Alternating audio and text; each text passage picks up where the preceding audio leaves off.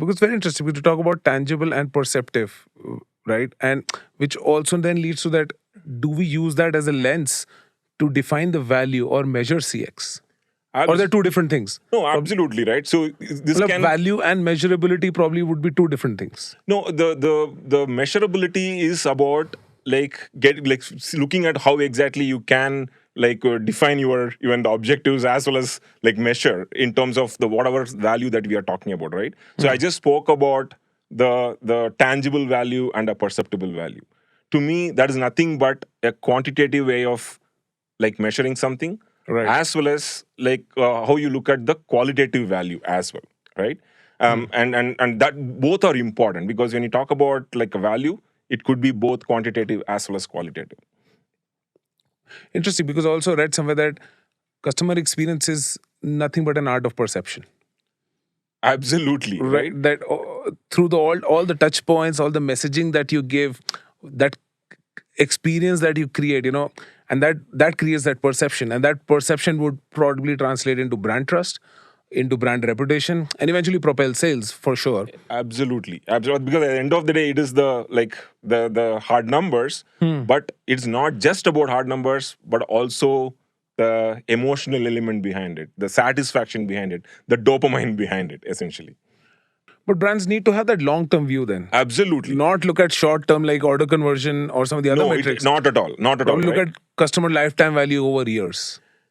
Exactly. And exactly, because customer life, like you come to that actual measurement point, right? Because to my point earlier, when you talk about like a cost, always pair it up with the ROI. And how do I go about doing that? I need to have a solid measures or OKRs to guide me get there. And and you rightly mentioned, customer lifetime value is one of the key quantitative metric that needs to be looked at. And you are bang on in terms of it is not a tactical metric. It's not And right. it's not an easy metric to calculate either, right? It is a long-term metric that needs to be had. But at the same time, that is one of the key drivers for us to keep looking at how can I continue to keep improving it. And it's okay, I invest as long as I'm able to like improve my metrics. And again, going back to some of the things that we spoke about, it's not about the quantitative metrics like the customer lifetime value or customer churn or customer retention and so on and so forth, but also the qualitative like nature of some of the metrics like the CSATs and NPSs, right? So both these things should go hand in Hand in hand, and like we need to look at it holistically and see whether am I doing the right investment, and then like take that call.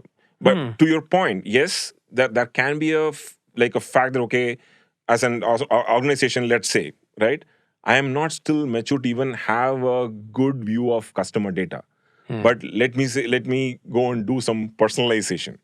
You are not going to get the right return out of it, because not just because everybody thinks, hey, I'm personalization is great, but if you don't have the right ecosystem in place and start like spending or investing in doing things, but that's not going to yield the right value. So definitely we need to look at it holistically. Because one interesting notion was that CDPs used to typically sit with the CMO, because it was seen in the last few years as something which will help for marketing, generating awareness, driving awareness, reaching out to people, more about the customers. But now, like you're saying, the once we have a 360-degree view of the customer, the use cases would pan out across the value chain.